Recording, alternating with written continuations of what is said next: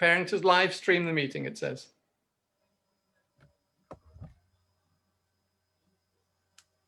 Are we recording also? I'll start that at 7 o'clock when we actually start the proceedings. Okay. No, we can't hear you. We can only see you. Who? Jose. Oh, tell Jose to turn on his mic. Yes, my thing just messaged me, Simon. Good. Good evening, everyone on Facebook Live. We are getting ready to start our program at 7, so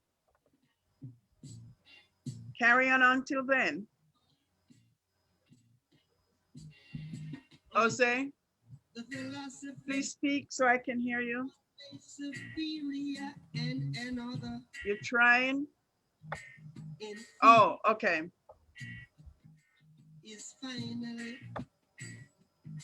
Maybe there's a volume button though. Discredited and abandoned. Everywhere is war. Jose is not muted, so. No, he's not getting any sound out of his computer. No, check his audio. Tell him to check his He's audio. trying to log into another device.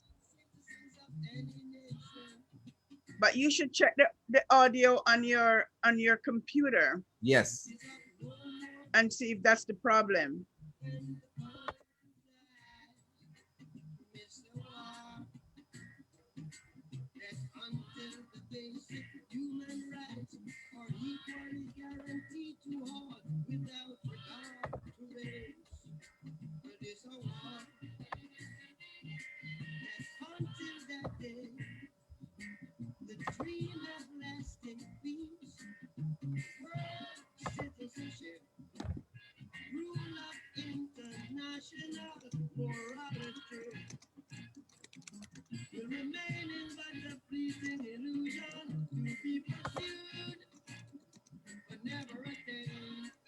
Maybe Donovan, we could get just a little bit more volume.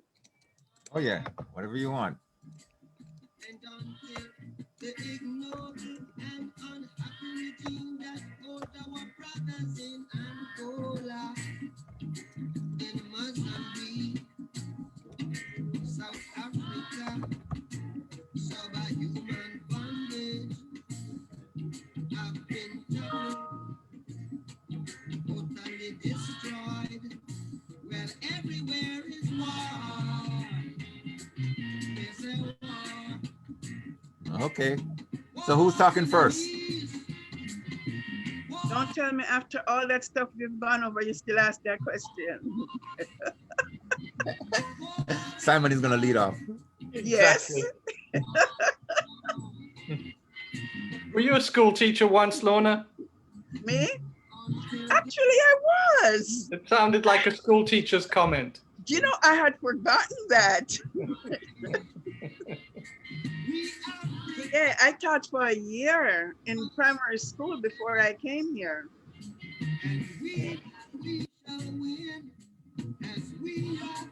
The year between my first degree and coming to get my second degree. Okay, so we'll give it a minute or two just to see if we can get Jose's sound straight, and then I'll actually formally kick off in about a minute or two. Okay. Yes. No, we're gonna be for an hour and a half. All right. Okay. All right.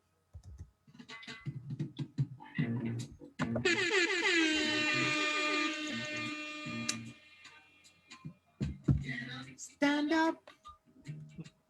Stand up for your rights. Get up, stand up. Stand up for your rights. Get up, stand up. Stand up for your rights. Get up, stand up. Don't give up the fight. Preach your man, don't tell me heaven is on the earth. Hi, Todd. I know you don't know. Greetings. Really worth. It's a ball that Peter is road. After and never been told. So now you see the light. Hey, stand up for your right. Come on, get up, stand up. Stand up for your right. I'll say, Get up, stand up. well, never mind. I was gonna say you have to have a Zoom account, but obviously you do because you got it on the computer. So For your right. Get up, stand up. Well, I tell you what, Lorna, I think I'm going to start just so people who've tuned in on Facebook are sort of kept interested. All right. And also because the introductions are the most sort of inconsequential part actually of the whole event. So it doesn't really matter too much if people miss that, but we hope that Osei can get his sound sorted out by the time we've got through this. But I'm going to start recording. Get up, stand up. Don't give up the fight. Okay, so we're now live on Facebook and recording on Zoom. And I want to welcome everybody who's here to this year's Charleston Carafest. Before we get started, I want to point out a couple of things. That here we are today on June the 17th, 2021. And this is the anniversary 6 years ago of the awful killings in Mother Emanuel AME. And so there are various other events, commemorative events going on in Charleston right now. And obviously one of the things that we have to think about here in Charleston, which has to do with the connection between the Carolinas and the Caribbean, absolutely has to do with the whole history of slavery and its legacy of racism that led to that absolutely horrendous event 6 years ago, just down the road from us. So that is something which is worth bearing in mind. We're also just a couple of days away from Juneteenth, which has now finally been acknowledged by the US government as a public holiday, which is really quite amazing. Yes. And we're just about 1 week away from one of the events that Osei Chandler, one of our guests and the moderator of tonight's discussion, is deeply associated with, which is the annual celebration or commemoration of the Dead of the Middle Passage, which happens every second Saturday in June here in Charleston, and coordinates with all sorts of other commemorations around the world, around the Atlantic in particular, from Brooklyn to Panama to Ghana. And then one final event that I think is also worth bringing up in relation to this event, June the 16th, so this is yesterday, is the anniversary of the beginning of the Soweto uprising in South Africa. And so we have all of these events connected to the history of racism, colonialism, and apartheid. All of these things, I think, are connected. Now, those are all extremely negative things, but tonight, I think what we're going to be talking about is much more positive kinds of Atlantic connections, the Atlantic Sound, the Black Atlantic, as figured in the character of Bob Marley and the music that he really began to make famous in the late 70s through the 80s before his very, very untimely death in 1981, just 40 years ago.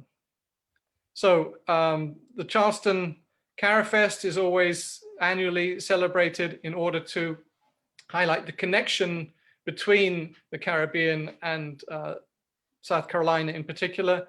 And I'm going to turn things over now to Lorna Shelton Beck, who has been running the South Carolina Caribbean Culture and Heritage Association since 2006 and running this event annually since then. We normally have focused on a particular nation from the Caribbean to focus on, but this year, because of the pandemic circumstances, we've gone to this virtual route, and we're going really to some kind of pan-Caribbean celebration, thinking about Bob Marley.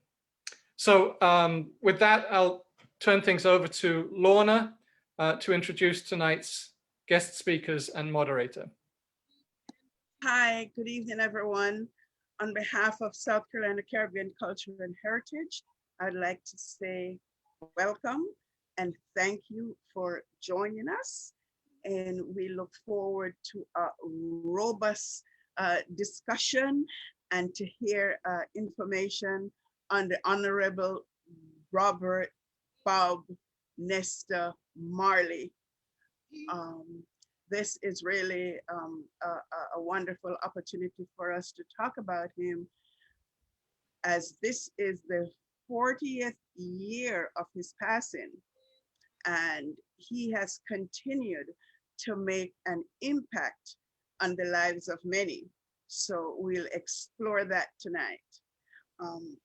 We thank you very much for joining us, and a little later in the program, we will get greetings from our Consul General, the Honorable Oliver Mayer, who is responsible for the 13 southern states. And so we appreciate you all joining us, and thank you very much, and look forward to us having a good evening.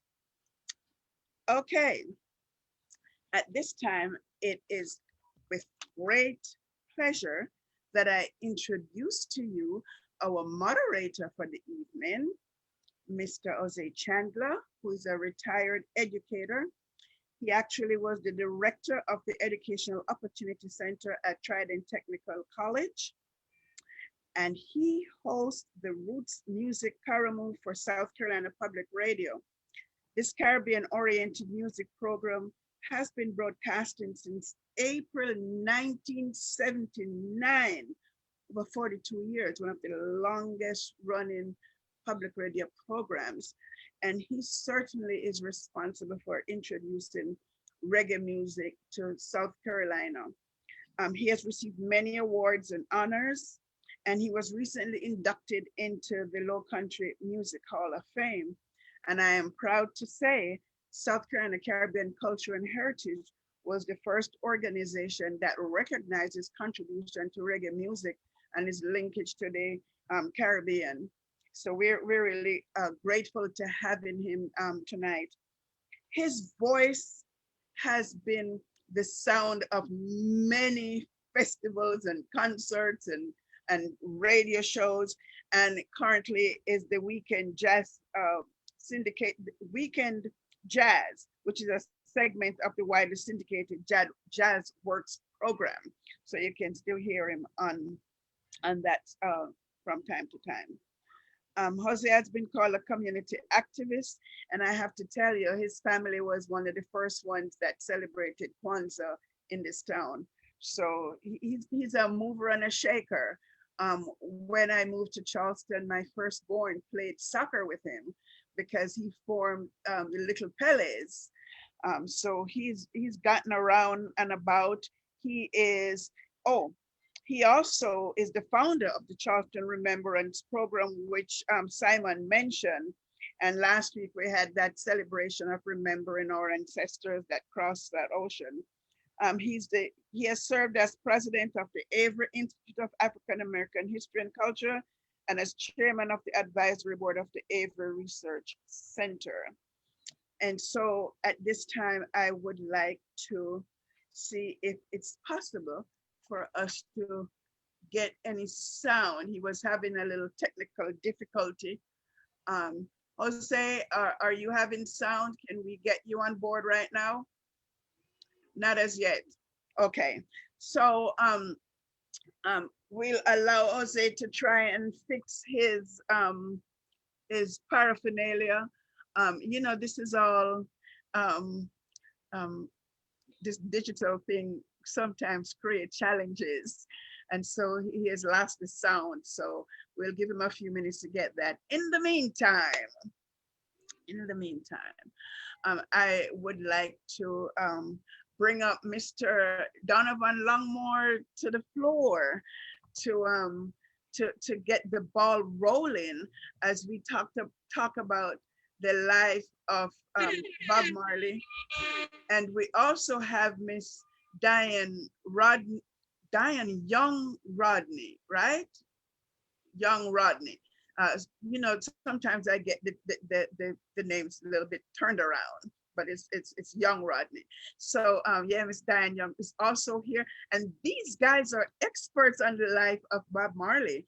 And so I'm looking forward to a rather robust discussion to help us spend the time this evening. And just as a side note, Diane just published a book, and maybe she'll tell us the name of it. It's a children's book. I can see the picture, but the name isn't coming to my head, but maybe she'll slip that in somewhere and let us know that we can get that for children and grandchildren and great-grandchildren and godchildren. All right? Thank you all. Lorna, just to say that Mr. Mayor has arrived, and if you want to ask him to make his presentation, he should be. Okay. I don't see him on screen. Can you get in? Yeah, I just admitted him. Now he's vanished. Oh, here he is. Here he comes. So guys, we are fortunate. We are blessed. We got our proclamation from the mayor of Charleston on Tuesday night at the city council meeting. And tonight we have a special opportunity to hear greetings from our Consul General, the Honorable Oliver Mayer. Let me see, the screen tells me he's still connecting to audio. So he's still connecting. Like I said, you know, these digital things give us sometimes a little bit, but he'll be here. He's on. He's just trying to connect.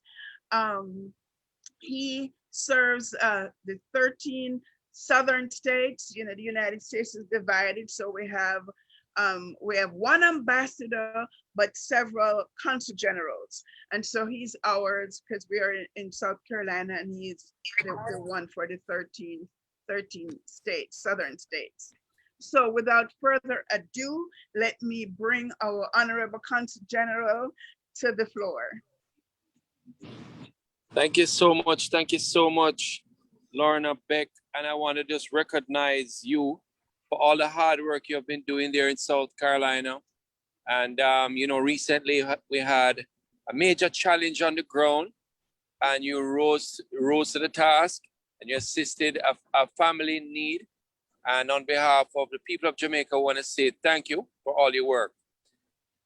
To all the listeners here, you know, happy Caribbean American History Month, Heritage Month. It's a pleasure to be here sharing Caribbean unity, Caribbean strength. And, you know, I want to acknowledge the mayor for recognizing through a proclamation this special month. And as we seek to celebrate and speak about the work of Bob Marley, without question, a strong freedom fighter, one through his music. One through his music has liberated the world with his message of one love, one heart. Let's get together and feel all right, and invite us to, as we enjoy today's session, to embrace the unifying spirit of love and the work that Bob Marley has done for the region and the world. So with that, these are just a few quick words. You see in the background, Marcus Mosiah Garvey in my background, our first national hero. And we recognize all the heroes around the world who have fought for equal rights and justice. And we believe Bob Marley is on the cusp of being elevated one day to that status. But I hope I don't get myself in trouble for that comment. But we believe that he's done so much work through his music to elevate the minds and hearts of people. So back to you, Lorna. Thank you so much for having me say a few words. Thank you so much. Oh, we are just so thrilled to have you. And we look forward to you coming to Charleston. We missed it last year because of COVID, and we're hoping that you'll be able to come visit us pretty soon. We'll talk about it. It's a priority, definitely it's a priority. And one love for everybody. I look forward to meet you all in person. Thank you. Thank you. This time I think Jose is back on. Let's see if we can get a sound from him. Greetings and welcome and happy to be here. Can you hear me now? Yes, sir. All right. All right. Well, thank you for holding on and getting this going on. Did we hear from the mayor yet? Yes, we just heard from our consul general. Yes, so we're ready to roll. It's all Okay. on you now. Thank you very much. Well, it's my pleasure to be part of this event, and I'm happy to be here. And I guess it's my job to introduce Diane Young Rodney and also Brother Donovan Longmore. So I'll start with our young lady, Miss Diane Young Rodney. She's a former journalist with Television Jamaica, former JVC TV, and CVM Television as well. She has served as public education manager, and she has access to information, and she is the access to information spokesperson for the Office of the Prime Minister. Ms. Young Rodney holds a Bachelor of Arts degree in Media and Communications from the University of the West Indies. She also has an advanced degree in Organizational Communication Management and Public Relations from Central Connecticut State University. She is a former paraeducator with Hartford Public Schools, and she's a freelance communication specialist, an author, and an independent publisher of children's books. She's passionate about sharing ideas, resources, and solutions that will enrich, inform, and educate families in the diaspora on how to live a prosperous and fulfilling life. Ladies and gentlemen, Ms. Diane Young Rodney. Now, if you like, I can speak briefly about Donovan Longmore. Would that be appropriate now? I guess so. Donovan Longmore is with us. He is an entrepreneur with over 30 years of leadership experience in the entertainment, finance, and healthcare industries. He was born and raised in Montego Bay, Jamaica, and Donovan migrated to the US in the early 80s. While studying at Central Connecticut State, he became a radio host, radio personality on WFCS in 1988. Right now, I'm going to stop with that and let that be our core and say that I'm very happy to be part of the Bob Marley celebration, that we acknowledge his impact on the world. I will ask my panelists to comment on his impact first in Jamaica. If I understand correctly, initially, there were elements in Jamaica that did not like Rastafarianism nor Bob Marley, but there were others that were glad and uplifted by his message. Mr. Longmore? Yes, sir. Yes, that's so true, Jose. You hear me? Yes, I can hear you. Okay, that is so true. I mean, when you think of Jamaica, you automatically not only think about the beaches, the good marijuana, and the sunshine, the wood and water, you also think about reggae music. And who else can transform Jamaica more than the great one himself, the late great Ruth Robert Nesta Marley. This man has transcended over the years what no other artists have done. But Marley has brought reggae music to the forefront where the world, international level, loved and understand where he was going from in the beginning. Now, like you said, Jose, people look and said, okay, back in Jamaica in those days, Rastafarianism was like the main culture that was accepted. And until Selassie came to Jamaica in 1966, people start to realize, okay, this is what they ought to be. And that transformed a lot of people into accepting Rastafarianism. And of course, you know that though they follow the teachings of the great honorable Roots, of course, the man himself, the first hero of Jamaica, national hero of Jamaica, Marcus Mosiah Garvey, though Marcus was not a Rasta with dreads himself, neither was Selassie. But people followed in that tradition, and Bob Marley and them grow their locks because they want to be different in some way, in some form. Now, when you look at it, started his career back in the early 60s, Bob Marley is one of the artists who knew how to adapt, not only to the culture alone, but sort of segment in the times of when music was happening in Jamaica. As you know, Mentor started everything out, and then they jumped into ska. And then Bob Marley was there right in the beginning, learning as a young man to, you know, do his thing. in ska when they produced a couple of songs. Now they started out in the early 60s and he wasn't really a part of the Wailers with Bunny and Peter Tosh. They met later on in the early 70s. And of course, Peter was the one who actually taught Bob how to actually play music and how to read music. Now, Bob Marley was one who was so into what he was doing and, you know, freelancing as a young man. My uncle actually met him, and that's how I ended up seeing Bob Marley once, but I didn't really take it as something serious because, I mean, he was just another man to me. I didn't know his impact until I got older. And now that I'm a radio personality, that really showed me. So what I wanted to do, Jose, was talk about his early years and then talk about the impact in a chronological order of what Bob Marley has done. I know Diane has some stuff that she wants to shed light on to as well. And I invite a gentleman who actually grew up with Bob Marley. And he's here in Connecticut, and he was the first promoter to bring Bob Marley back in 1975 to Connecticut. So Diane, if you want to jump in and say something before I move on, feel free to do so. Yes, I want to say that, as you mentioned before, Bob Marley's message was not received in a positive way in the initial stage, because at that time, a lot of things were happening in Jamaica. You know, Bob Marley brought about the whole business of Rasta, and Jamaican people did not necessarily embrace it because they felt that it was having a negative impact on their children with the whole business of smoking of marijuana, which is a cultural aspect that was adopted by the Rastafarian faith. The whole business of him being free, the Rastafarian lifestyle, where you find that they're very much into the soil, farming. Not that farming was considered bad, but it was not considered, you know, things that the creme de la creme participated in. And people were thinking of other types of livelihood for their children, other types of lifestyle. They were thinking that even the dress, Bob Marley's dress code was not necessarily the way they wanted their sons to be, you know. And what had happened is that coming from the whole era of colonialism, you know, they were moving towards becoming more like Europeans and not free-spirited individual with culture which is associated with the African side.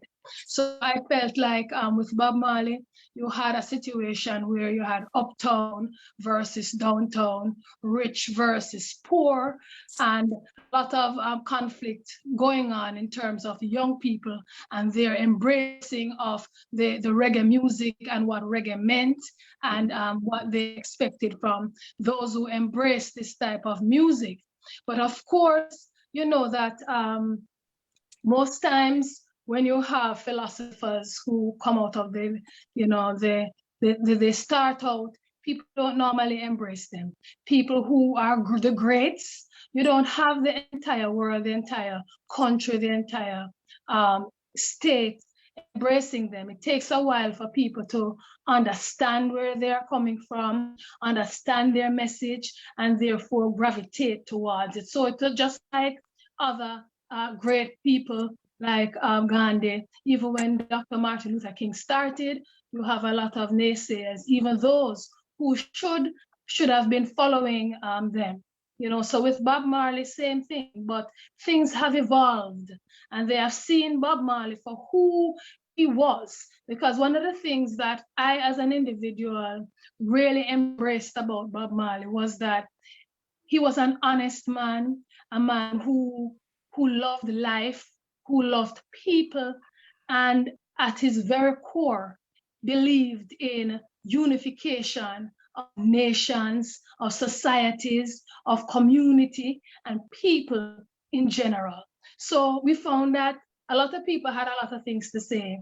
The politicians had things to say, but they weren't necessarily demonstrating the type of unity that Bob Marley represented, not just in his speech, but they were necessarily demonstrating the type of unity that Bob Marley used this message of love to galvanize the society, starting from his community in Trenchtown after he had left and go various places before, you know, going to Trenchtown. And he brought the young people together, you know, making music together. Then he brought the Jamaican people together, the politicians together, and the whole world together. So it all started with Jamaica and the way he took steps in elevating, you know, the whole business of loving each other, uniting, having a common good, and actually meaning well for the people. Because a lot of politicians say a lot of things, but they don't necessarily demonstrate the real, genuine love of the people. And I think had Bob Marley entered into politics in the real sense, he would have been a really great prime minister, you know, because he cared about the people. Thank you so much. And let me just add to that. A great thing you mentioned was the fact that how Bob Marley brought people together. Now, Bob, in case you didn't know him, a people person he was, yes. And he loved children. You know, he had many children, but at the same time, what he did when Jamaica had the political turmoil, you know, late 70s, early 80s, Bob Marley in the 70s, they had a peace concert, and Bob Marley was the only one that had the two rival political parties, the JLP led by Edward Seaga and the PNP led by Michael Manley, actually went on stage and shook hands, you know, held hands, because they were beefing so much because of the, you know, the shower posse and, you know, all the madness that was going on before the 1980 election. And Bob Marley was the only one who had them, you know, come on stage together and shook hands and said, we want peace for our people. And as you see, Bob Marley is a man who also loved food and he loved sports. He was an avid soccer or football player. He used that, and he used to watch the great Pele and all those people. He looked up to a lot of athletes, you know, Muhammad Ali, Bill Cosby, and all those people.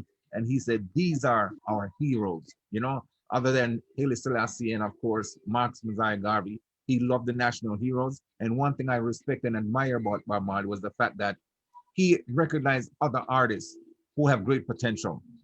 My favorite artist of all time is Dennis Emmanuel Brown. And Bob Marley looked at Dennis Brown and said, you are the best singer in the world. And I totally agree with that. I mean, Dennis sings differently, but Bob looked at him and said that. And the thing about it, the unity that Bob brought, like Diane said, is the fact that Bob never argued or fight with no one. Like I see some other artists might get jealous and, you know, argue or foolishness. Though the Wailers band was one of the best in the world, they were internal turmoil, not amongst Bob and them, but because of who the promoters, you know, Chris Blackwell and all those people that brought that between Bob, Bunny, and of course, Peter Tosh. And though Peter took him under his wing and taught him how to play music, you know, it evolved over the years simply because the truth being told, because Bob was more of a quote unquote clear skin than Bunny and Peter was. Bob got more of the attention, and Chris Blackwell used that to his advantage and promote the heck out of the Wailers and also Bob Marley. They separated after a while, and of course, you know, they all took individual career. The thing about Bob Marley, he was so instrumental in enhancing other people's career. His music was voted as the #1 music to prevent road rage. And that was something that's of a phenomenon. He was nominated, as you know, inducted into the Hall of Fame, Rock and Roll Hall of Fame. Time Magazine named him the Artist of the Decade, and a lot of things he have done over the years. So I'm just going to run down some of the stuff. He was born February 6, 1945 in 9 Miles in St. Anne, Jamaica. His dad, of course, was none other than Norville Sinclair Marley, and his mom, you all know, was Cedelo Booker. In December of 1962, Marley, having left school at 14 years old, listen to this, he was a trained welder in Jamaica. You know, kids, especially boys, learn a trade at a very young age. And of course, Marley grew up loving music. And of course, he recorded singles back then. One was, of course, Judge Not, Unless You Judge Yourself, because every music that Bob Marley did, there was meaning inside of it. Bob Marley didn't sing about vanity. He didn't sing about, you know, greed and money and what people want, but he sing about life, how you can enhance yourself. And I heard an interview in England once when the reporter asked him, how much money do you have? Bob said he doesn't care about money. He said, ask me how much life do I have? I rather life over money. And if people in the Western world could think and understand that, they would see. You know, SZA did a song and says the people in the West are so crazy because they can't eat without money. And I mean, here you are, like Diane mentioned, the land. He helped cultivate the land. You know, he did this. He teach the kids how to farm. And of course, one of our compatriots on the line right now, Dean Roden. Dean Roden grew up amongst Bob. He was the one who helped fed Bob. And Dean is on the line right now. He might come on later, but these are people who Bob instrumentalize and have them out there doing things. Dean is doing a lot of great things and continuing doing what he's doing simply because Bob was one of his heroes. You know, he did things to show people that, listen, unity is strength. And of course, being a Rastafarian, he believed in nothing but spiritual consciousness, believe in righteousness. And though many people might say he had a lot of women, but I mean, that's part of the Rastafarian religion. They do things when the Bible says, take your woman to be your wife, they follow that rule. But at the same time, Bob was a man who wanted family to be happy. If you look at most of the reggae acts, all the legends, you will see that many of them passed away or died poor. The fact of the matter is, when Bob was doing his thing, he had his children. Give Rita credit too, because he was making sure that that happened. He had his children secure for their future. Now, everything, Bob didn't make the millions, but after his death, you start to see everybody producing a Bob Marley album.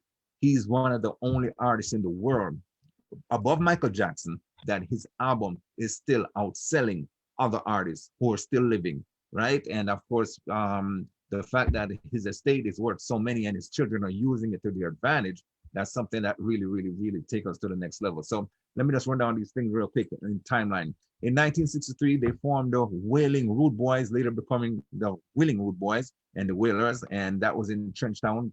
And of course, Peter, Bunny, and Bobby joined together with Junior Braithwaite and female vocalist Beverly Kelso and Cherry Green. The group undergoes Sensitive Intuition with vocalist of Joe Higgs and drummer Alvin Patterson.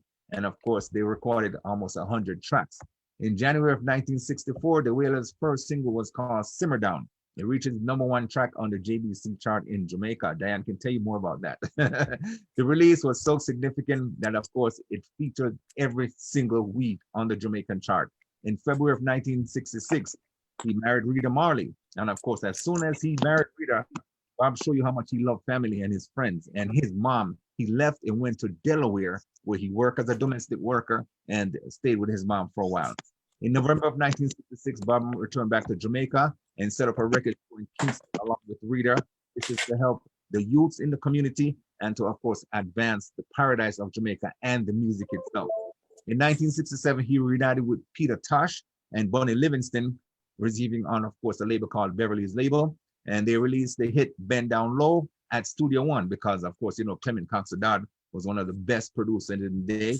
And him and Arthur Dufresne were fighting. And, of course, Bob Marley did a couple of songs with, of course, the man himself at Studio One. And, of course, all his songs made a hit in Jamaica on the chart and the UK, and then later on in the United States, because Chris Blackwell really did promote the group, even though he took advantage in certain areas, but he was there. And Bunny and Peter saw that was coming, and then they saw how Chris and the other promoters were taking more special advantage and care of Bob Marley than them. So, you know, Bunny being the rebel himself, and that's where Bob got his rebellious spirit as well. Buddy was the one, along with Peter Tosh, because Peter Tosh was a really, really serious rebel in the group. And Peter was the one who would say anything that would come to his mouth. And Bob Marley studied both of them and understand what was going on and use it to his advantage, because in the later years, you see how Bob Marley started going and writing stuff. He started thinking before he writes, and he started putting, of course, spirituality into his music, though he would smoke and relax his mind. And he would say, okay, life isn't all about money. Enjoy the birds, the bees, the atmosphere. These are things that he taught other artists and people around his surroundings. So that's some of the things that he did that was so instrumental across the world, and people were so enthused about it. I mean, Eric Clapton, you know, did over his song, and of course he took it and he made it one of his biggest songs ever. And Bob, though he never won a Grammy, his album won, you know, after he passed away, because I mean, people took it and do movies, do books, and do everything based upon the life of Bob Marley. So at the same time, you can see where Ziggy Marley and the Melody Makers are doing so great. They are individual acts now. All his children have been doing something phenomenal in the entertainment or music field. Even if they're not artists or whatever, the name Marley itself stands out. You put that stamp on anybody, you're bound to be successful. And the fact that they have their estate, they are doing coffee, they're doing cannabis, they're doing all kinds of things along with music, that will be a successful family. And I keep telling people that Bob Marley will always be always be the #1 act in reggae music. That's something that's not going to be replaced. And no other artist can rival him in no other way, because every year, like I said, Bob Marley has the #1 selling album in the genre of reggae music. Why is that?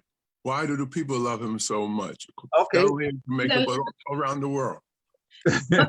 Bob Marley is a lovable character, and he's genuine. So people, guys, when it comes to things like writing, when you write your materials, when you talk and when you present and when you sing, people, you emit this energy. Yes. And when Bob is on stage, he lets loose, and he's not fake, he's real. Yes. And he connects with people everywhere that he goes in a real fashion. He talks to the people on the road, and they feel as if they knew him from a longer time. He connects with people, and he believes in what he's singing. So that connection, reaches people. And that is why you can go anywhere in Europe, anywhere in Asia. Even if the people don't even speak English or talk Jamaican, they can recite the words, word for word, of Bob Marley songs. And in most of Africa, if not all of Africa, when you go to Africa, they'll tell you. I remember talking with Marlene, who was one of Peter Tosh's wives and stuff. She was telling me how, when she went to Africa, it's like they treated them like royalty. Because Bob and Peter, the messages that they had, transcend throughout all of Africa, embracing the motherland, and the richness of which existed and still exists. And the people treated them like, even now, you go to any African country and you mention Bob Marley, people want to hear more, right? They feel as if they know you, and they treat you like royalty. So his message has transcended, and a lot of people, when it comes to love is a universal thing, and music is a universal language, and Bob merged the two. And anytime you want to talk to, just like how you can soothe the angry beast with music, he used the words and music and soothed people of all nations, people from different creeds, different cultures, different backgrounds, the rich, the poor, the young, the old. And he had a message that resonated and still resonates with most people, because it's a universal language that he took an opportunity and spread that language of love. And for Jamaica, when you refer to even something like one love, such a powerful phrase. When anybody says it, you remember Jamaica, you remember Bob Marley, and I just feel it's such a unifying force. And that is why when you go to various concerts, when they have international concerts, not just concerts where you may go, for example, in Hartford, Connecticut, where you have concerts and they speak reggae, you might not see a diverse group of people, because most of those gathered for our West Indian celebrations are West Indians, right? But when you have the concerts which are internationally meant to embrace all nations, all people, you see all manner of people. And I remember when I used to work at JBC, and I went to Reggae Sunsplash, I went to some fests and all of those shows. You had people coming from Europe, people coming from China, various places in China, Japan, all of those Asian places, US. And these people did exactly what some of the Jamaican people did. They got the cardboard, and they were lying down on these cardboard beds for hours upon hours, overnight, waiting for reggae acts that reminded them of what Bob Marley and Wailers started. True reggae music, cultural music. Because if you were to think about the reggae nights, you had a lot of people who look different. You look in the crowd and you see all types of people moving in the same fashion, right? And you can't even say, well, boy, oh, why that man is doing this? Because they're all people enjoying the wonderfulness of unity and love from reggae music, which Bob Marley was very much a foundation and started all. Yeah, Maccabee have a song, you know that one? He says, everybody loves Bob Marley. Everywhere you go, it's the same old story. Yes. People of all nations love the Rasta man vibration. He even said, and if them ever find some man upon the moon, I'm sure they're gonna know a Bob Marley tune. Have to. They have to. Like Diane said, part of the culture was because of the Rastafarianism. The real Rastafarian speak and preach love. And that's what Bob Marley did. It doesn't matter what you're going through in life, love conquers all. And the music is love. I mean, look how he writes his lyrics and the way he performed. When Bob is on stage, like Diane said, she went to Sunsplash. I was there too, Diane, but I snuck in. But every year, some fest, every year, right? Yeah. And you know, he was the one who helped popularize Sumfest. And at the same time, when he was there, it's like people are just in awe. Tourism went up when Bob performed at these major stages. And he toured the whole United States. He was the first reggae act to perform at the Apollo Theater, right? Europe loved him. I mean, England, when Chris Blackwell took him over there and the Catch a Fire album came out, that was like one of the biggest tours. People came in from droves. Over 200,000 people was at one event, right? And it rained, and he performed at another event in the rain, and people still came out to see him. I mean, that's how it is.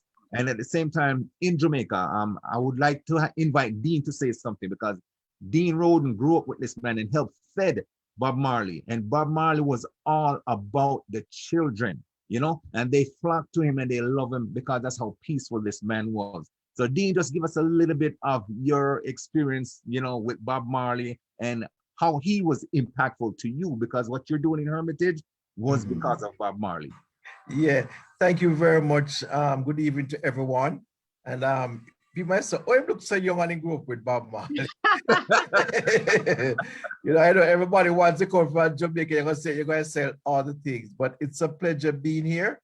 My name is Dean Roden. I've been a scout leader and I've been representing Jamaica for over 30 years. And as an ambassador for scouting, once you go on a scout camp, sometimes I'm the only Jamaican there. People just go look for them Bob Marley shirt and start. And that's when I knew the treasure that we have. You know, that's where I look up the dictionary to see where reggae started, was in Jamaica. But when I was a kid or a child growing up, my father, you know, went a young man by the name of Sangy Davis. Davis was the chef for the 12 tribe. As you know, Bob Marley was 12 tribe. The 12 tribe is like a religion. You have the Nyabingi, like Sizzler is from the Bobo Shanti. So you have different religion. The 12 tribe, they normally eat vegetable. They don't eat salt. So they have their special cook. So Sangy was the one that cooked for the 12 tribe. And believe it or not, all these famous people would come there. Minister Peter Phillips, he was a 12 tribe, and he would come and have his lunch, leaving university to come and have his lunch down there. Jimmy Cliff, Bob Marley. So what we used to do as a kid now, we would grate the coconut. You know, you're a young man, and you go over the, you know, Sangia cook, so you go grate the coconut, cut up the carrot, you go look the wood for them and things. So, and to be, you know, when Bob Marley them singing, he them playing them guitar, and believe it or not, when those guys smoking, and Oh Lord. No, when a police car come in, they have to take, you think Bolt was fast? Because you know, that was illegal in Jamaica. So Right. the religious purpose. When it's a cigarette, they have to move like Usain Bolt. And nobody would see them and recognize them. Bob would be playing, and you know, you listen to the Michael Jackson, because Bob was just a normal guy. And right where they do now, we would play soccer, scrimmage. It was right the main scrimmage ground. And Bob, Skill Code, all of those guys would come and play. We'd play against them because, you know, 12 tribe man, before the food ready, they would watch us play soccer, and they would say, yeah, man, we come and we were like Pele at that time. So people like Alan Skill Code, when Alan Skill Code come in Hermitage, Bob Marley was just another person, because in those days, Alan, you know, him dreadlocks, you know, always. But that's where I said, I start a program to recognize our reggae artists because it's years after Bob Marley leave. We said, when you hear Bob Marley get popular, we said, but I look at man who used to come playing guitar, Bob Marley. We did not recognize them. So I started having a celebration in the community of Hermitage. And my last time before I migrate, I'm living now in Connecticut, we celebrate Bob Marley's birthday. And I remember in 2005, Cesar Colonji was one of my awardees. I gave Cesar Colonji the Bob Marley Day, on the 5th of February. I also recognized Etana, and I'm very proud to say I'm like the first person to give Etana on those days. I would recognize them, Dwayne Steve, and I have the honor of meeting Bunny Wailer. I did a tune with a youngster at Caveman, I produced a song with a group from Oak Valley Experimental College, and it was done by Caveman Studio. And that's where I met Bunny Wailer. And, and I've learned that, wait till the person get famous. So when I moved to Connecticut, once any of the DJ comes to Connecticut, because of what I see, we didn't recognize Bob Marley. Bob Marley wasn't recognized in Jamaica. It's when people accept him abroad, start to embrace him. Yes. That's why when I could say, when Buta Baruka came to Connecticut, I gave him an award, the Ambassador's Award. I gave Bunny Wailer, I'm very proud to say I'm not the only person of a signed signature, being an artist by professional, also that Bunny Wailer signed for me. And I gave Bunny Wailer an award to welcome him in Connecticut. And all these reggae artists, Caperton, I gave Yellowman, just to let people know, don't wait till they're gone to recognize them. And I have kept the thing, this Bob Marley's birthday in Hermitage, Reggae Hermitage. I would like all of you people to watch that because that unleashed history about Bob Marley. Time cannot permit me to tell you. Like Sangy David tell me, when Bob Marley was tired of the city and tired of the hustling and bustling, he would come in Hermitage, right beside my house. And the Aki tree might still be there. And man Sangy said when Bob Marley come there one night around 12 o'clock, he thought he came for some late lunch. So two these guys play late, them come and thing, and Bob Marley said, man, he said, boy, the food done, Bob Marley said, no, I hear say you can sing. So can you imagine Bob Marley come to him and say he can sing? And he said, sing a song for me. He said, sing most around 2,000 songs. So that night, Bob Marley tell him, say, watch your man, put on your pot and come. And right now, Sangy is still alive.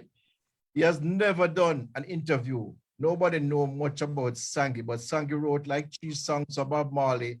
And I tell you, you need to know what goes on. But guess what?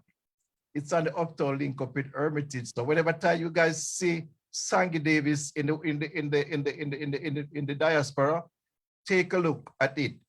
Zebedee also. Can you imagine you're registering people to be a part of the member at 12 Tribe? And Zebedee say a guy came to him and he said, what's your name? He said, Bob Marley. And he was the one that registered Bob Marley in the 12 Tribe. And these people are alive and the world don't know about them. They're gonna wait until they die. And that's what we do in Hermitage. That's what we did in the last Reggae Hermitage. Minister Peter Phillips, he was living in Hermitage. And he was the former opposition leader. And his wife, Sister Minnie, before she get big, Minnie and all these people would come by Hermitage, simple people, and they are still alive. But I think we need to preserve this history. So what been, Diane and Donovan, it's really an honor because we're preserving our history for our generation to see these things. Yes, I agree. Thank you so much, Dean, because one thing that you and Diane touched on, when Bob Marley and Peter Tosh and Bunny went their separate ways to do solos in the 70s, Bob Marley proved and showed the world something that helped not only the culture, but the musical aspect of reggae music worldwide. He formed a group, Bob Marley himself, and he brought his wife, Judy Mowat, and Marcia Griffiths along with him. That right there helped paved the way for a lot of women to go further the music industry, because I mean, as you know, I mean, in Jamaica, you have to be rough and tough. And Dan will tell you, being a woman, you have to work twice as hard, especially in the music industry. And when Bob Marley brought Rita and Judy Moore, you know, and Marcia Griffiths, the I3s on tour with him, everywhere he go, he made sure that he had those women, not only his backup singer, but they actually sing lead when Bob Marley would go in the background and play the guitar and let them do their own lead on front. And that paved the way for a lot of women to start coming into reggae music, Jose. I mean, you saw Sister Nancy, though she was influenced by her brother, Bob Marley, she said, was one of her biggest heroes. Every artist in reggae, you ask them who were their major influence, hands down, Bob Marley's always at the top. Even the young ones today, you know, the young dancehall, they'll tell you any and everything. Bob Marley was one of their major influence. And that was so great of him, the way he did things and how he made life so easier for other artists to follow. And the fact that, you know, you go out there in Africa, he has statues all over Africa. He's a national hero. And like you said, Jose, yes, it's coming. There's a movie called Protecting the Culture. They're doing with all the history of all the heroes of Jamaica. And they have Bob Marley and, of course, Louis Bennett as the other two national heroes. So hopefully, you know, we can talk to the government and get one of them on there and let it do two at a time, as they say. But at the same time, you know, Bob Marley has paved the way. He has done so much for music, for women, and for children, because, you know, this man loved family setting. He loved his children, even his first kid, you know, because, you know, Rita had another child before they got married, and he took her, no, don't worry about it. That's my daughter. You know, it's not no step or nothing like that. He said, that's my daughter. And he continued on with all his children. He loved them the same. And they've gone so many places with him, Jose. And these are things that make the man so great. I mean, he was loved. He toured the world, and everywhere he go, he's like a god to people. You know, they love him because he make Rastafarianism more popular on a worldwide level. People go to Jamaica, what do they want? They want to smoke a little weed, yes, but guess what? They want to live free like a Rasta, because they feel Rasta is freedom all over. And that's what Bob Marley brought to the culture, to the music, to the world. As a non-Jamaican, I recognize Bob Marley was an inspiration to freedom fighters around the world. Yes, Pan-Africanism. Yeah, before in the 80s, I used to have an anti-apartheid attack on my show because the people in South Africa who were fighting for their freedom could not hear Get Up and Stand Up and any other songs that were talking about freedom or unity or even love amongst people. So for a half an hour or an hour, I would play an anti-apartheid attack. And Air Force people that were going to Johannesburg, et cetera, they would make tapes and take them to these people so that they can have this inspirational music. Also, he, as you know, Zimbabwe, you know, that helped them in their freedom fight. They loved them over there. Inspiration to freedom fighters all over the world. Yes, I. Yeah, man. I feel that had Bob Marley lived longer, he would have gotten the Nobel Peace Prize. Oh, more than that. He actually got the award for peace from the United Nations in the 70s. Yes, you know, when he had brought the two political entities together. You know, but I just feel like, you know, some people talk about, you know, people gone too soon. He died a young man. But I feel like Bob did what he had to do. He came on earth, he created a great change, and he left, and that change has manifested and has continued. And I feel like, you know, he did what he was supposed to do. I agree. I'm concerned with Donovan. Yeah, because, you know, some people say, boy, this person didn't accomplish, you know, whatever. But he was a young man, but he did a lot with the life that he lived. And this thing has continued through his music, through his words, and the messages that he sent. Because you know, I'm a lover of Donovan, and love is my religion.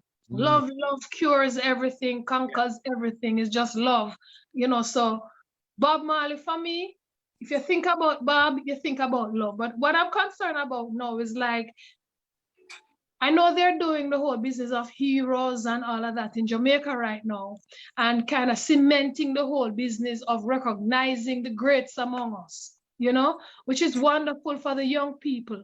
I don't like the idea of knowing that here in Connecticut, for example, when I ask the kids in, you know, who are in my class, you know, who is Bob Marley and all of that, and they can tell me, because when I go to the library at the school, they have books on Bob Marley, and they have various things there. We do cultural activities where we share about, you know, where we're from and our culture and our icons and our music and dance, you know, so that's wonderful. But I'm concerned that there are young people in Jamaica who might not know sufficiently about who Bob Marley is, You're right. what he represented, how he came about, and the lifestyle he embraced, and how significant he is to the Jamaican culture and the world in general. So I'm just hoping that with this heroes thing that's been promoted, that the powers that be in the education ministry will do more to make Bob Marley a fixture on the education platform, so that the young people coming up can know you don't have to really look overseas for every single thing. You can look among yourselves and elevate and embrace the great that is among you. You know, because our kids right now, you know, they need more role models. They need people to look up to who can show them that they can do great things. And who better to be a model than Bob Marley in terms of what he has achieved. You know, so I really hope that we do as much as we possibly can to reach the children so that they will know, don't have to think about it, but know right at the tip of their tongue who Bob Marley was and what he has caused up until now. Yes, and it's so true, Diane, to back you and to say, I've been in discussion on several platforms where the Minister of Culture and Entertainment, Honorable Babsy Grange, have talked about, you know, making Bob a national hero. But I mean, there's some political work behind it, but we want to push. It's up to us, like you said, push to make this happen. You know, me, all the other radio personalities out there, and there are plenty of them who have the power and the strength to do it. But at the same time, we have to put it on there, Jose, and make it popular and make people understand the meaning and the impact that this man have. I mean, I was in Jamaica once, and a lady from Germany. Now here I am thinking I know everything about reggae music as much as anybody else out there. And when the woman schooled me on certain things that Bob Peter, Bunny, Dennis Brown, Gregory Isaac, Desmond Dekker, I'm like, I had to come back and say, no, man, I got to dig deeper. You know, when these artists come to town, artists not on the phone yet, but when he bring artists to town, I don't just host the show. Dean will tell you, I don't just go there to host the show. I spend a day or two with these artists to dig their brain and find out what make them do what they do. What are they contributing to any social justice issues? Or if I interview an artist, one of the questions I always ask them, what are you bringing to the genre? What would you do for reggae music? You know, what difference can you make? How do you impact the younger kids out there? And these are things that Bob Marley did in his younger years, from what he's, you know, portrayed as. And bringing people together is one thing, but at the same time, to make it last, that's what Bob Marley did different than anybody else, Jose. And we want to see more of that. And like Diane said, we're going to push, because I'm one who's pushing. Can you speak on his generosity, where he spread his money around so much in Jamaica? Okay. Thank you. Before I do that, Dean had his hand up. Go ahead, Dean, real quick. Just I want to do a quick, I just want to bring to your attention the scene behind me. That's a real picture of where Bob Marley come. That's not a fake, it's in Hermitage. That's a foot of Blue Mountain Peak. And you know, sometimes people show you things they download. Go by the UA of the West Indies, or you go in Hermitage, that's what you're gonna see. And that foot of Blue Mountain Peak, that little blue part under the cloud there.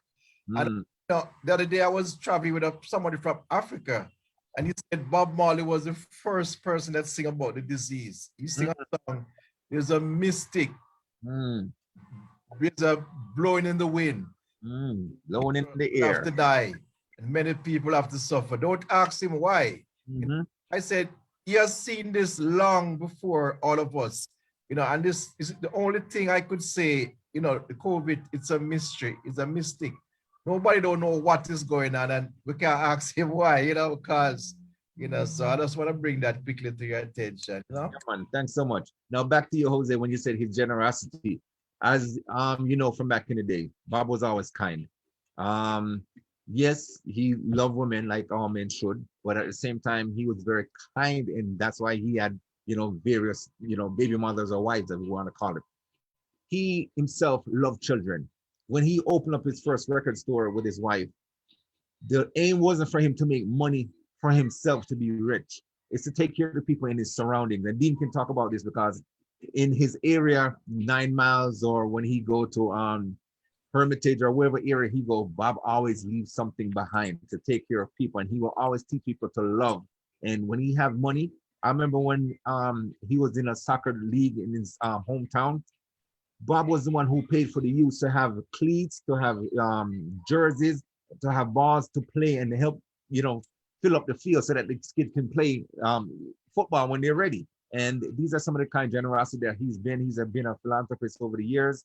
And hopefully we can see more of that through his children, because he did pass that generosity on. And of course, I personally think they need to do more to preserve that side of Bob Marley. Yes, people will see the music, you know, the album, the concert, and try to make a living off of it themselves. And instead of them saying, okay, let's do it on behalf of Bob Marley's generosity, they try to take it and where they can, you know, benefit financially from it. And I think that Bob was totally against that, but at the same time, he's passed and gone, and his legacy needs to live on. I mean, I remember when Rita was into a financial battle with her own children, and I was like, that's not what Bob stood for. It was like that. Donovan, I remember too hearing Rita say that when they were living in Camp Road, a lot of people who they didn't even know would come by because they know they wouldn't go there and leave empty-handed. Yes. Because Bob is always giving things away, giving things away. And Rita used to say, boy, you're just giving everything away and that kind of thing. And he's like, money is just money, you know. So when the youths come, they would sing a couple songs or kick 2 balls, but them also not leaving hungry and them not leaving empty-handed, because he was a generous person who never really wanted to hold on to material things, right? But he was always sharing. So those days not necessarily the same as how today is, where the various types of philanthropy is acting up, and you can see it on social media or see them giving this or see them doing that. Bob was always an undercover giver, right? Yes. People would just come and they leave, and you don't know why they come to Bob. And people who he didn't even know, they would just gravitate towards him because of his kind spirit. And somehow they got the message that Bob would help them out of any type of monetary situation that they found themselves in. You know, because Rita herself said, you know, she have to tell him all the time, you're just giving away this and you're giving away that and you're giving, and people just coming and taking and taking. But, you know, as he has always said, his life doesn't worth anything. That's what he said. He said, it's not my life, you know, but it's the people. Yes. And that is why he's so loved. Because people know that whatever he said, he meant it. And he would give you the shirt off of his back, because clothes didn't mean, and everybody knows, clothes didn't mean anything to Bob Marley. Exactly. No, nothing from vanity did. And right. He wasn't a vain guy. He was generous in spirit. Yes. And people just felt it. And of course they go, and if they need it, it's like how you go to the politician, the MP, to pay your kids' school fee and all those kind of things. They used to go to Bob Marley. People who you know, didn't know him from Adams, and they went and got many things from Bob Marley, because Bob Marley really wanted to help children. He wanted to help the less fortunate, and money for him was not something that he felt that he should just keep to himself. You know, so once he had it, he was giving it away. That's true. And someone just asked a question I saw. Can anyone talk about the Reggae Center at UWI? Yes, I mentioned partially earlier. Dan can probably jump in on this too. There is a museum, more than one that's being built right now, and there's a center at University of the West Indies that have, I think it was a guitar that Bob and Peter had, and they're trying to put more into the curriculum where people can come in and learn and understand what Bob Marley and the Wailers was about. And they're teaching that where tourists can come and see that. But they're also trying to work it into the curriculum. I know one of the reasons they were talking was the fact that Marcus Garvey needs to be taught and the national heroes needs to be taught in the curriculum in Jamaican schools. Some schools do it, but not all of them.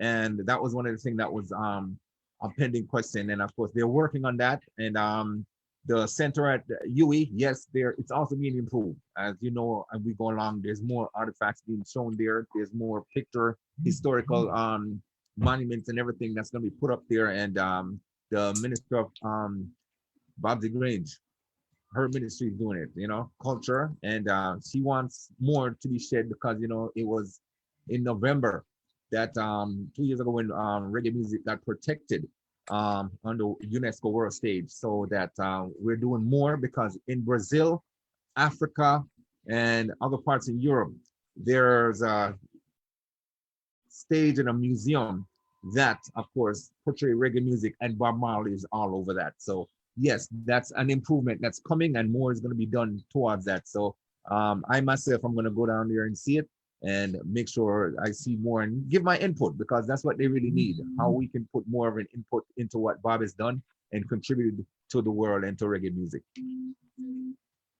I was asking the question about his generosity because I've heard that he gave writing credits for some of his songs to others in a soup kitchen so that those people could get those royalties. That happened. That did happen. And of course, throughout Bob's career, he got wiser as he grew along, because he realized that, people were in his group that were trying to take away credits from him and try to use it for their own advantage.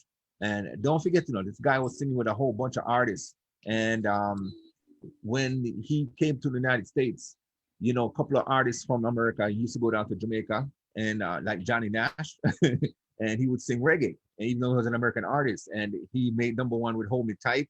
And then they went to England, and after Bob Marley and the Crew was left with Nash, and that's how they got signed on with Chris Blackwell. So these are some of the things where, Bob recognized that not everyone around him was honest, and he wanted to give more to people who really needed and make a contribution where people would feel the love and the understanding of what he's trying to portray as he go along in his music. That's why when you listen to Bob Marley's music, there's no negative song. Some artists, they might sing positive music, and then 1 or 2 songs might be egotistical. Bob was never like that. All his songs were straight. Some were politically driven, socially driven, but at the same time, they were all done in love. And that's what he wanted to do. His contribution was more of, you can listen to Bob Marley yesteryears, today, tomorrow, and any time it comes. I think his music will live on forever. And no matter what genre, he influenced so many other artists. He influenced Michael Jackson, the Beatles. He influenced, the one who loved him was Eric Clapton, Bruce Springsteen, and believe it or not, Mick Jagger. Mick Jagger was crazy over Bob Marley, though he did a show with Peter Tosh, but he just loved Bob Marley. And he actually was in an audience watching Bob Marley and the Wailers play. So these are some of the things that Bob has done and made an impact in the world. Yes. Stevie Wonder too, Donovan. Stevie Wonder. Stevie Wonder went to Jamaica with him, They went on tour. They went on tour. Just some information about the University of the West Indies. The University of the West Indies has a reggae studies unit, and the unit was created based on a recognition of the influence of reggae music on both Jamaican and world cultures. The mandate of the Reggae Studies Unit is to increase reggae-related research and teaching diverse areas such as film studies, musicology, dance in the Faculty of Humanities. It's to establish a specialist documentation center containing various resources relative to the culture of reggae music. Right? It's to promote partnership with local and international institutions to promote reggae studies. It's the sponsor and co-sponsor seminars, conferences, public lectures, and assist with the publication of research findings that support the mission, right? Well, one of the key activities of the Reggae Studies Unit is the annual Bob Marley lecture, which they started in 1997, right? Named in honor of Jamaica's most famed cultural ambassador, the annual Bob Marley lecture was first hosted in 1997 under the auspices of the Reggae Studies Unit. Mona, during the month of February, in which the birth of 6th of February is Bob Marley's birthday. So his birthday is celebrated, and the annual Bob Marley lectures are hosted by the Institute of Caribbean Studies, Reggae Studies Unit at the University of the West Indies, Mona. So every February they have the lecture series, and they're to spread the whole business of Bob Marley, so that those who are studying dance and music will know Bob Marley in and out in terms of his mission, the music that he produced, and the whole business of how much he helped to revolutionize the music industry internationally, right? So they do have various lecture series, and they continue. The next one, of course, is supposed to be February 2015, right? 2015 or 2022? 2015. 20. Whoa, boy, this COVID has us away. What year next year is? Okay. 2022. So they're gonna push it back with this. Well, the Olympics is here, so yes, I guess next year, 2022, Donovan. Donovan, sometimes after the years have changed, I'm still writing the same thing. So it's like we go backwards in time instead of going forward. Yes, and to add to that, they're also doing it in Africa. Zimbabwe is going to be doing the same thing. There's going to be a reggae center there. Of course, it's going to be mainly about Bob Marley, but they're also going to celebrate Dennis Brown, Bob Marley, all the greats in reggae music. So they're taking that because now you see the influence there. Oh, Jose's making some noise, but you can see the influences where reggae has made an impact on every genre. I mean, Cool DJ Herc was recognized for bringing, hip hop in the United States from Jamaica to reggae, but at the same time, Bob Marley is also being recognized for influencing a lot of these Afro beats and a lot of these cultural segments where you see artists start to dive into more of the reggae fusion in their music. And of course, it's been going on before, but Bob Marley helped make it popular. And now you're starting to hear and understand more because sampling is something that everybody's doing nowadays, though they give rights to it. But at the same time, you have to understand that people are trying to enhance their musical essence. And who better to copy than Bob Marley? I mean, though most of it is protected, his estate is really there. And I read something earlier today where the rightful owners of his estate is now raising funds to do other music and other genre coming from Bob Marley's style of format of music. So these are things that this man have done after he died. I mean, people say you're more popular after you're dead. Definitely. Or when you're alive. And of course it's true because I mean, he sells more music and albums than any other artist. That's what really, really captivated me. The fact that he's so well versed and so celebrated now. And me personally, I think his kids can step up just a little bit more, the notch. I mean, Ziggy is doing well, Damon is doing well, you have the young one coming out now doing well, and Skip is taking over, but at the same time, I think the kids need to step into another level where, Bob Marley's name can continue on and they can put a stamp and follow in his footsteps because they chose music and they're doing it in their own way to, make their money and do what they have to do and make an imprint, but they won't be as high in the world of entertainment as their father was. And I don't think no one can surpass him in that sense. And, him winning the Peace Award, Time Man of the Year for music and all those accolades that he has received, none of it got to Bob Marley's head. None of it did. Bob Marley said, love is my life, my living. Love is the answer. And he always talk about his spiritual, vision, where he wants people to know what love is. You enjoy the world, the earth, the moon, the sun, the star, all the elements of life. And this is what this guy was about. He made the money, but he wasn't enthused by the money. So if we can use that, and if the world had that to say now, can you imagine how beautiful this world would be? But Bob Marley has left a mark, and of course we will truly embrace it, and we will continue to teach it and bring it throughout the entire world. Me being a radio personality, I have to always do that. And there's a whole bunch of people. Mr. Stafford Grant is one who loves reggae music.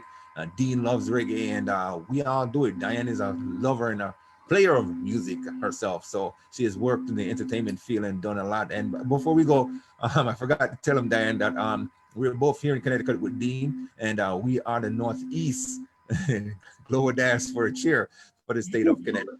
I didn't really mention that, but I, of course, want to know that we're proud of what we're doing. And I see Mr. Mir and a whole bunch of people out there that's doing so much. And the leaders on this platform, Lorna, we do appreciate you. Jose, you're phenomenal. And of course, thank you for what you did for reggae music and for what you have taught us. I mean, being in South Carolina and being the first to bring reggae here, that's something that really, really needs to be recognized. And of course, I'm glad that I met you and I know these things. And of course, you are truly a phenomenal individual when it comes to, putting out music of quality and let people know what this is all about. Well, thank you. It's a mutual admiration society. What Bob Marley taught us is it's about unity. Yes. And I couldn't have done any of this without hearing Mikey Dread on JBC Radio in 1978. I was already doing jazz. I came to the United States, and the radio station wanted me to do a second jazz show on a Saturday night. I said, I want to do a Caribbean music show. We're going to call it Roots Music Karamo, because I want to show people how all the music that's based on drum and bass are related, and that we are all African rooted. Mm-hmm. So with that, that's how we got started. It was Mikey Dread, and Lorna reminded me of that last week. I had forgotten all about that. That's a shame, and I'm ashamed, but I'm glad I remembered now. Mikey Dread, the dread at the control. That's a good thing. And one thing I forgot to say, when Diane was talking, the person who asked about the place at UWI, don't forget the Marley Museum has been there in Kingston since 1986, and it's at the Top Gun Record Studio. So these are other places you can go and see. I know the children are trying their best to upkeep the place, even though I think they need to give it a little bit more cosmetic work. But it's there, and the history is still there, and we can always do. And like Diane said, February 6th is a national holiday in Jamaica. Yeah, his birthday.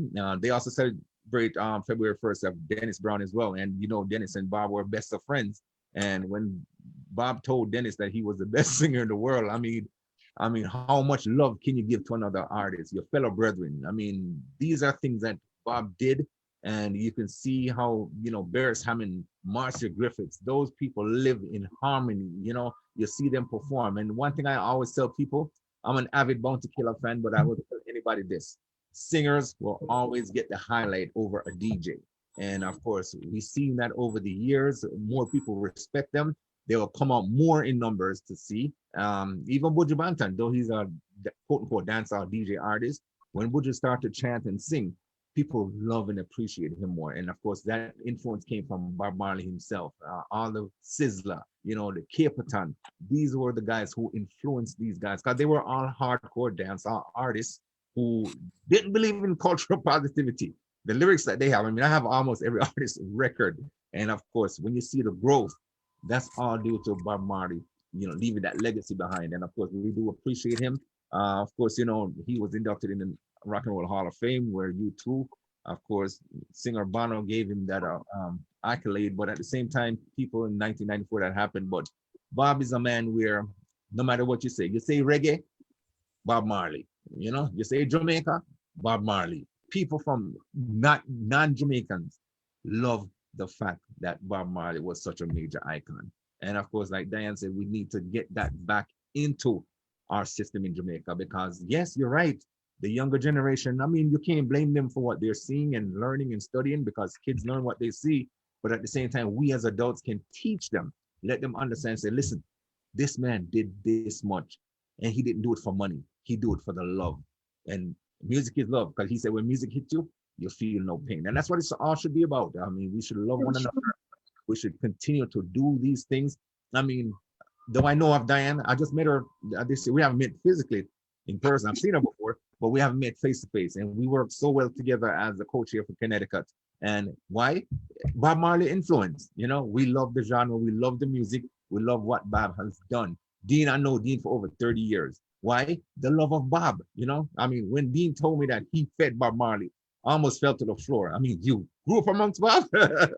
And these are things that make us proud and want to continue on. Though we're, you know, older than our children and whatever, but we have to be the one to teach them, because if they don't get it, we're the ones to be blamed. And we're just here to make sure that we carry on that tradition. We teach that tradition. The more you play Bob Marley's music, is the more people will get acclimated to it and want to be a part of it. I mean, you play a song over and over in your head again, you're going to start singing that song. It's that simple. And that's what music is about. And that's what Bob stood for. And he's a straight up honest Rastafarian, as I would tell people.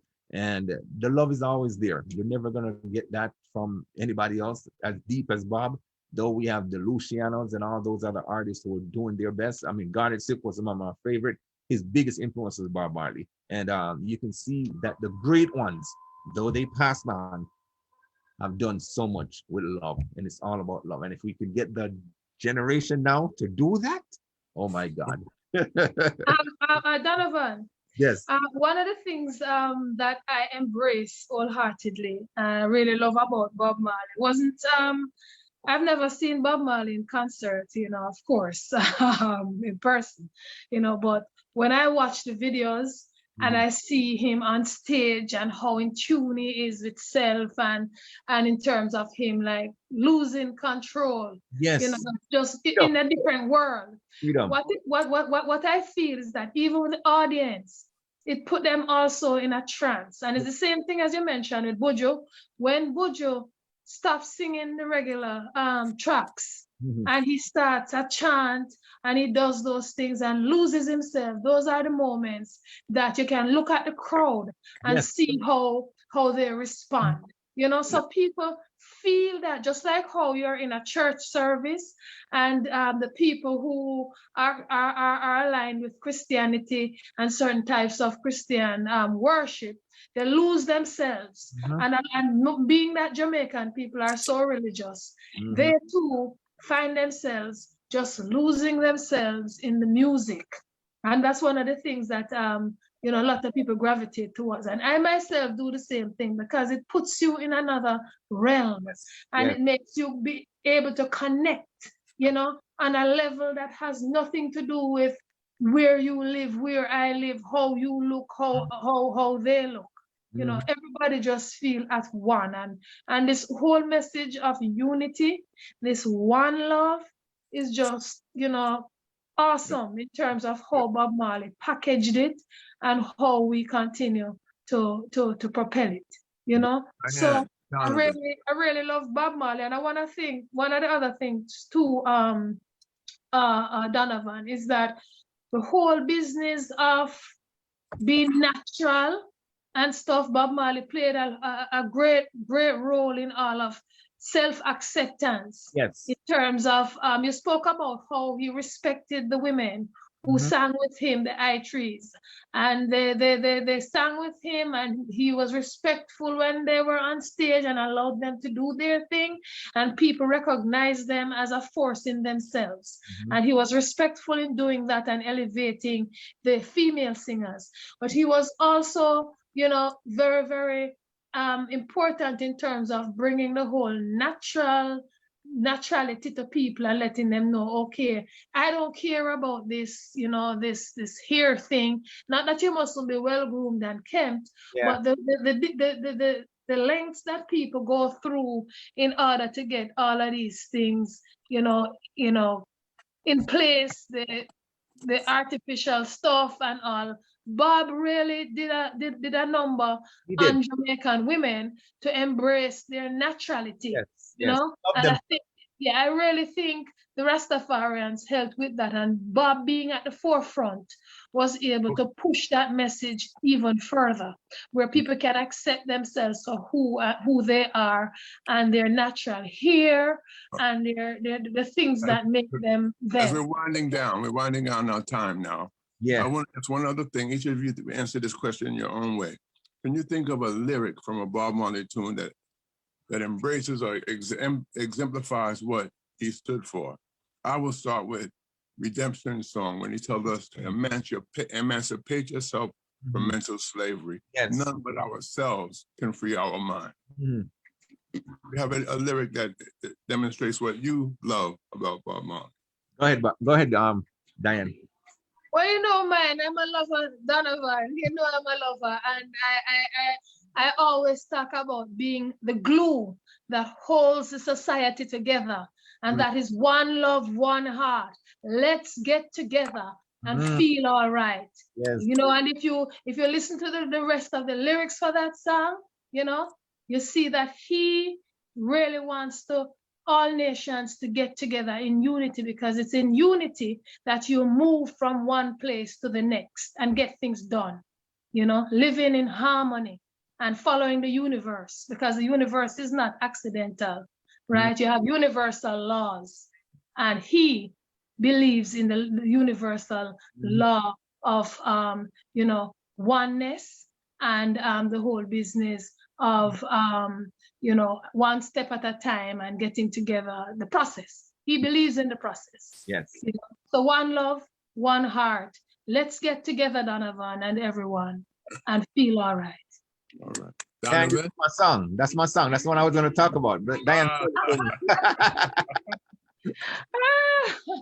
Diane, I'm host. Jose, I'm host. Dean, I'm host. So many platforms all over the world, and the music have taken me plenty of places. And any major event, I mean, I was at the IRAMA Award. I was at so many awards. And if I'm one of the hosts, you know, I'm going to bring the Jamaican flavor, because that's just me. And before we go, I call this the second Jamaican national anthem. The song One Love just embodied everything, everyone, everywhere. The unity is so deep and so strong. You cannot find that nowhere else. And the penmanship of this song, Diane, is just too good. And I do a top 100 every year in reggae music from the beginning to the end. And I tell everybody, as much as I love and know about the music, this song is the #1 song for the history and lifetime of reggae music. You cannot top it. The lyrics put together itself is what everybody wants. You know, that's what makes a perfect utopia. And at the same time, listen when he says, let's get together and feel all right. You know, and if we all feel all right in time of no matter what situation you're going through, hurt or what, prayers to everyone. That's the best song. And that's why I love it so much. Didn't he marry One Love with a Curtis Mayfield tune? People Get Ready, but he had a medley with them two together. Curtis Mayfield did a lot of song with a lot of people. Yes. Give me a break. Is there anything that has been controversial about Bob Marley? I want to bring up an incident that happened on my show about 3 years ago. A fella wrote to the station. I was doing a anti-police brutality theme that week. And the guy wrote to the station, tell him no more political songs, bring back the old Bob Marley stuff. He didn't even know what Bob Marley was about. If he don't after this, you know. Anybody, you got any mistaken concepts about Bob Marley in your universe? I mean, I wouldn't call it a mistaken concept. The fact that, remember when Diane, when they tried to kill him? He still went. They thought that he was being political. He actually got shot, and he still and he went the following day. Yes, he went and three of them got shot, man, Donovan. Yeah. The two others got shot along with him because they thought that him going to this peace concert was an act of politics, right? But Bob said, you know what? Listen, I'm not going to let those people scare me, right? And Yeah. he just believed, and the whole business of him putting these people together under one umbrella to unify the nation, you know, Is as that a when- man. Is that when he brought Michael Manley and Siaga together Yeah, on the Yes, stage that was in and had their 1960. hands He did together? that, The the two one of- Love Peace concert. And when he united, I mean, I wasn't there, but the crowd, the reaction, because you know the turmoil in politics in Jamaica. I mean, you know, Shawa Passy, all that Tivoli God, you know, Siaga, you know, being a former CIA agent, if you guys didn't know, he's from America, Boston, and came to Jamaica. It was politically run because they wanted to fight against Michael Manley and what he believed in. Manley was friend with Cuba. I mean, let's speak truth here. And the United States didn't like that. So you know, Manley stood up for his ground and says, listen, I'm gonna do what I do for my people. And that's why he is still probably one of the best prime ministers ever in the history of Jamaica politics. That man really did self-sufficiency. He got education, women, equal pay, the amount of things that he did. And he actually loved Bob Marley, you know, and we can look to that and see, though Bob Marley didn't take side with politics, at the same time, he was all for the people. And Michael Manley wanted more for his people. And that's what makes him so special. And people love that. And though people look at it from a negative standpoint, like Diane said, it wasn't politically driven. Michael Manley, yeah, were just fighting each other because of politics. Bob Marley just wanted love for his people. Yeah, but Bob Marley was political. He was political, but not with party politics. Right, not party political. He was political in that he saw the various changes that were necessary, sang about them, did things about them, but he was not playing party politics. I don't feel he was playing party politics. No. I just felt he was political because you have to be political if you want to bring about positive change. Yeah, he wanted social change, and that's what happened. Okay. All right, I've gotten lost here. I'm someplace else again. It was nice to. Oh, Kwame Dawes talked about Bob Marley being a lyrical genius. That's the title of one of his books. No. Mm-hmm. Yes, he was. Okay. And I mean, like me and Diane expressed earlier, the fact that listen to the words of a Bob Marley song. I mean, these things make you think. Whatever mood you're in, you listen to a Bob Marley, you're gonna just feel so relaxed and so calm. As Diane said, when he's performing on stage and he gets lost in his music and he's like in another haven, you know, nothing bothers him. He doesn't see the crowd. He just sees love and unity in his mind and spirituality. That's what Bob Marley preaches a lot. And when he writes and books were out there, people understand and see that this man is truly an icon, an ambassador for love, an ambassador for peace, an ambassador for reggae. I mean, and his marijuana too, because though Peter Tosh was the one who legalized it, Bob did that. He did. You know what I mean? When him and my right. and Peter got together, and I saw this big old pipe there. I'm like, what the hell is that? And when the guy took a smoke, and I used to smoke, and he just went backwards. I'm like, my God, is that really something you smoke? But hey, they it makes them feel different, and that's more power to them. But at the same time, what he did and what he stood for is second to none. Well, Donovan, is there a regular way that you sign off on your radio program? Do you have a catchphrase that you leave off with? Yes, every time I leave the station, I always say this. Until next Saturday, God's willing, please take care of yourself. And if you, no, that's not what it says. Teach yourself. And if you ever see someone ask you for help, right? Always, if you don't have the strength or the courage to show it to them, right? If you can't tell them that you love them, at least have the heart and courage to show it to them, because no matter what the question is, love should always be your answer. And Bob Marley preached that every day. So we have to do that. We have to exemplify that. Anything we do, you might not like the person in a way, but at least show them some respect, show them love. You might not have to go in front of them and say it, but show it to them, you know, and that can go a long way, because that can make an enemy your friend. Bob sing a song about that. Is there anyone that can replace Bob Marley? No, Not replace. No, Bob is in a class by himself. Never. The question was, who do you think is the present day Bob Marley? So it's not a replacement. It's you know, a liken unto. So if you were to look and say, okay, who's the revolutionary? Who is the speaker of love? Who is the unifying force right now? As a radio personality, that's really kind of hard. Though many might say Sizzla, but Sizzla is going the other way sometimes, and you know, he's not straightforward like Bob in everything he sings love. Though he loved women and he loved music and he loved children, but Luciano, I would give him the slight edge because Luciano think about love. You know, there's some controversy there, but he sings about love. If Garnet Silk didn't pass, he would have been my favorite. I mean, Capleton is there, but you know, these guys, they're hardcore dancer. Buju is there, and you got to give him. One who I love is Iwayne. You know, that man sing about love, and you know, but he gets carried away every now and then. And of course, there's plenty of artists out there. Dwayne Stevenson is one that you got to look at. Itana sings some good songs, but at the same time, you've got to watch Buju, you know, Sizzla, yeah, and those other guys, but none of them have a worldwide reach. None of them have the world. In Bob Marley's shoe, they can, and like Diane said, they can't replace him. They can be the modern day version of Bob Marley. And I was kind of shocked.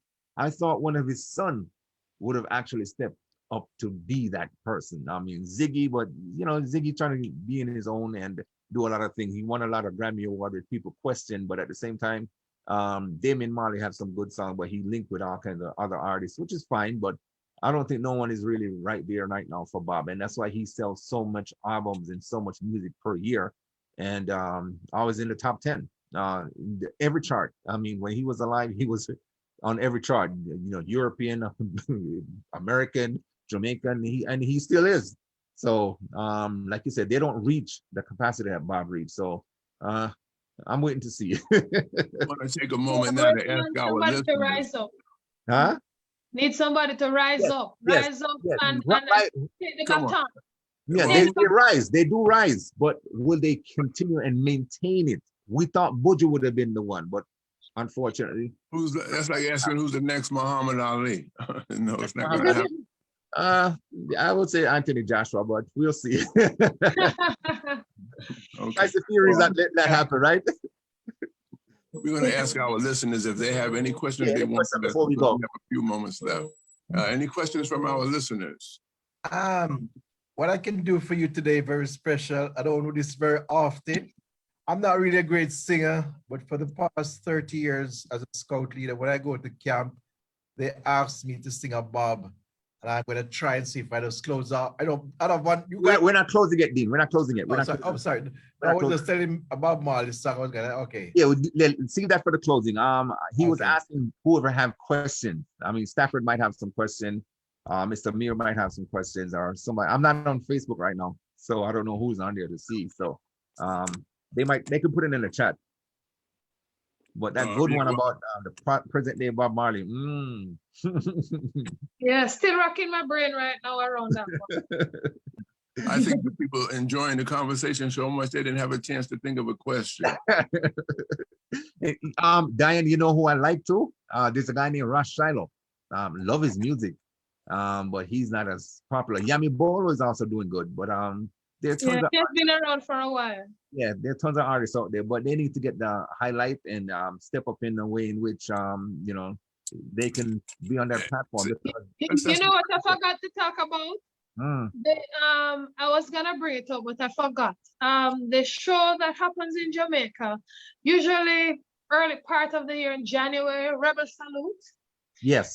One of the things I miss about Jamaica, you know, apart from the regular stuff, when it comes to entertainment, is Rebel Salute, which was started by Tony Rebel after Garnet died. And I used to go to Rebel Salute every year.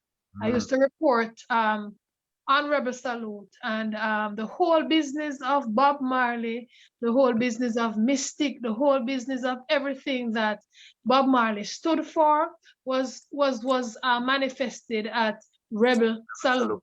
right? It was done in which parish? Manchester.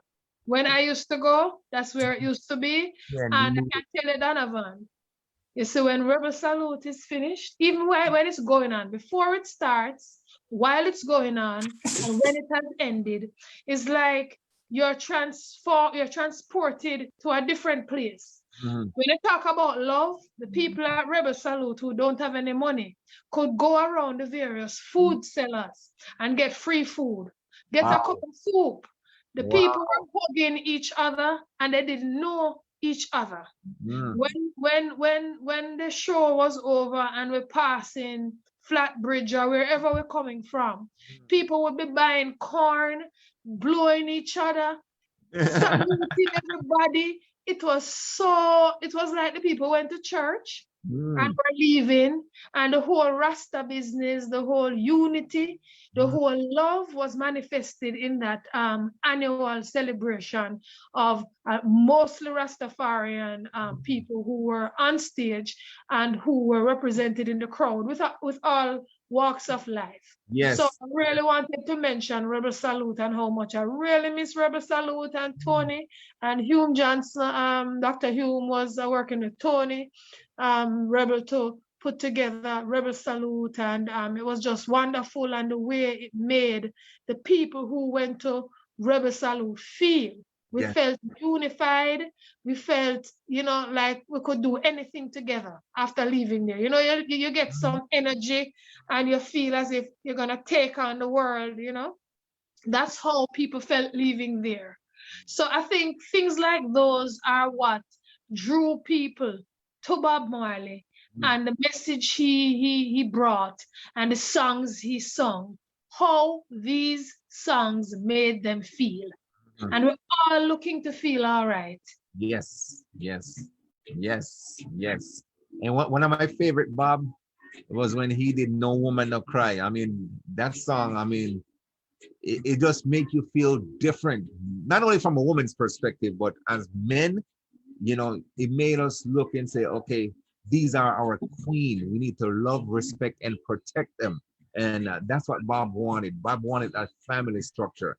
He wanted women to, liberate more and take their rightful place. Because, I always tell people this: you teach a man, you teach an individual. But when you teach a woman, you teach a nation. Because us men, we're selfish. We want things, we're egotistical. It's all about us. But a mother, a woman, that's her nature. She's there to nurture. She's there to feed. She's there to teach. And she's there to multiply the earth, And this is what we love about Bob Marley, his significant, stands to protect our women. And of course, these are the things that really, really resonate when people look at it. And I don't understand why we are seeing so much violence towards women and children now. And, our forefathers fought to protect that. But sadly to say, the William syndrome has gotten us. And of course, music is one of the ways to liberate us from that mental slavery and get us on to where we are to be, the platform that we need to be on. And of course, Bob Marley's music will always live on in that sense. And hopefully other artists can do more. Not to say reggae isn't good from these artists, but at the same time, they need to focus more on the positive side, the loving side, and the more spiritual side, and get the music out there. To each his own, and everybody wants to make a living, but at the same time, let's impact the world, not just your friends and your circle. And that's what Bob did. He impacted the world. And that's why he's such a great ambassador and an icon. You're muted. You're muted, Jose. You're muted. He's not hearing me. Lorna, unmute Jose. Jose, Terry, can you unmute yourself? I'm sorry, yes. I want to say, everybody loves Bob Marley. Everywhere you go, it's the same old story. People from all nations love the Rastaman vibration. Asante Sana, thank you very much. And until we meet again, Baki Nahedi, remain in peace. Lorna? Go ahead, Dean. Dean said he wanted to do a Bob Marley.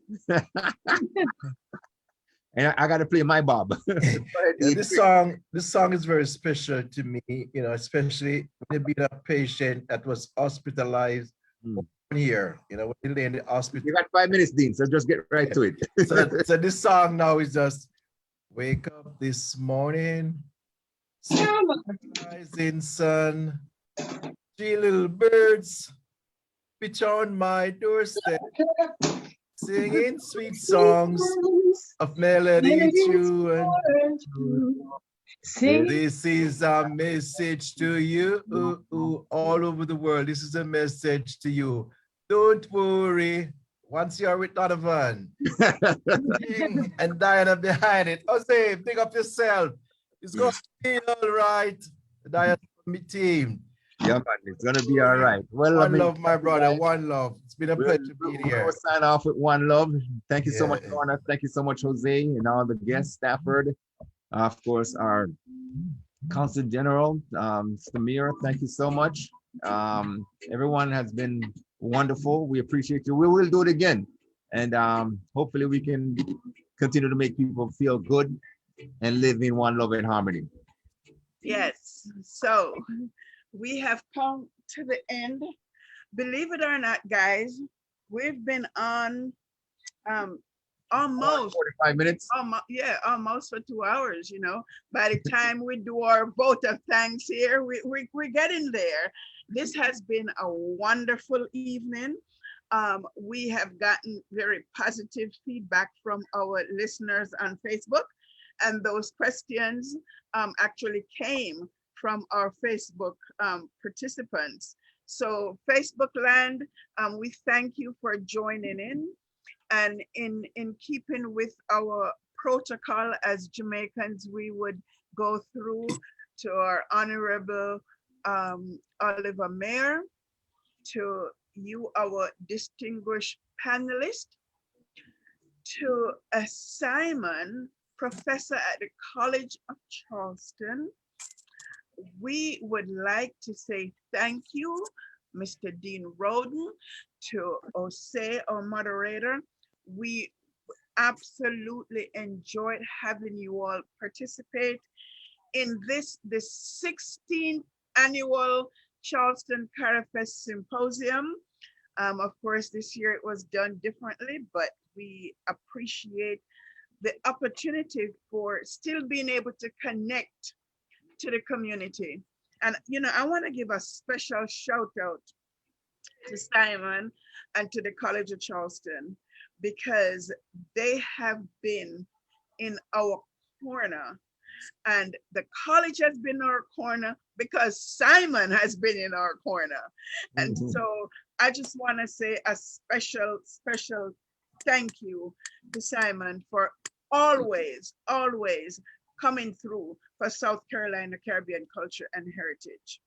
And once again, guys, I would like to express that I'd like you all to take good care of yourselves. If you believe in getting the shot, well, go get your jab. And if you don't, continue, even though they are saying things are opening up, continue to be vigilant in taking care of yourselves. So without further ado, I would like to say, God bless you. Thank you. And hopefully we'll be able to do this again.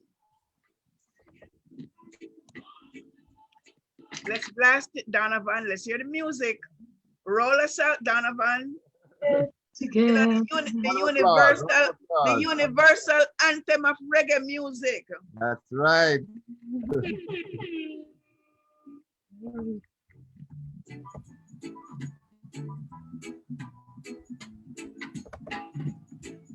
Turn it up, turn it up.